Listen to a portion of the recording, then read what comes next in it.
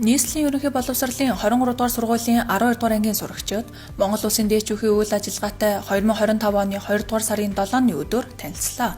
Сурагчид улсын дээчүүхэд ирүүлсэн өргөдөл гомдол хүлээн авах, хэрэг маргааны хуваарлах үйл явц, бичиг хэргийн бүртгэл болон шүүхийн үндсэн үйл ажиллагааны талаарх мэдээллийг холбогдох мэргэжилтэн өгсөн юм. Үүний дараа эрүүгийн иргэн танхимын шүүгч цогт, иргэний хэргийн танхимын шүүгч Золзаая, захиргааны иргэн танхимын шүүгч Банзрагч нар сурагчдыг албан өрөөндөө хүлээн авч тэдний сонирхсан асуултад хариуллаа. Энэ үеэр сурагчид эрүү иргэн захиргааны хэргийн ялгаа, шүүгч өдөр тутамдаа юу хийдэг талаар, хуульч мэргэжлийг сонгуул юунд анхаарах, шүүгчийн сэтгэл зүй, ажлын туршлага зэрэг сэдвийн хүрээнд шүүгчдээс асуулт асуусан юм.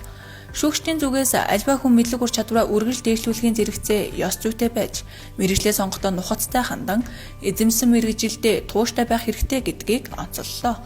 Уулзалтын төгсгөлд захиргааны иргэн танхимын шүүгч цогт сурагчдыг шүүх хуралдааны их танхимд хүлээн авч тэдэнтэй ярилцах үедээ шүүх шударга байна гэдг нь талуудад тэгш боломж олгож буйг хэлж байгаа юм. Сурагчид та бүхэн шүүх ямар ч их үүрэгтэй гэдгийг мэдэж байх нь чухал гэдгийг тухайлан захилаа.